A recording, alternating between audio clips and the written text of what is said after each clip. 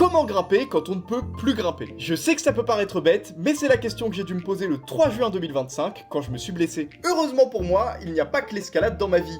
Il y a aussi les jeux vidéo. Et comme le hasard fait bien les choses, la Nintendo Switch 2 est sortie le 5 juin, soit 2 jours après ma blessure. Du coup, j'ai posé des congés, mis un peu de vaseline pour faire passer les 500 € et j'ai lancé Mario Kart World. Alors honnêtement, c'était vraiment sympa, mais ici on parle d'escalade. J'ai donc découvert Zelda Breath of the Wild en version améliorée. Une fois arrivé dans le jeu, j'ai couru, je me suis battu et surtout, j'ai beaucoup grimpé. Dans Zelda Breath of the Wild, l'escalade, c'est pas juste une manière de se déplacer. Il y a une endurance, comme dans la vraie vie, des surfaces qui adhèrent plus ou moins bien, comme dans la vraie vie, mais aussi des prises qui glissent sous la pluie, comme dans la vraie vie. Et surtout, il y a cette sensation de tension typique de l'escalade quand on n'est même pas sûr d'atteindre son objectif. Puis il y a ce petit frisson quand on y arrive enfin, avec en bonus une vue magnifique. Alors non, ça ne peut pas remplacer de la vraie grimpe, notamment parce qu'il manque l'ambiance, les potes et les blocs, mais parmi tout ce que j'ai pu explorer, c'est ce qui s'en rapproche le plus. Alors si un jour vous êtes blessé ou que vous avez juste beaucoup de temps devant vous, je vous recommande vraiment ce jeu. Vous risquez d'y passer bien plus de temps que ce que vous ne pensez, donc faites-moi confiance et vous me remercierez plus tard.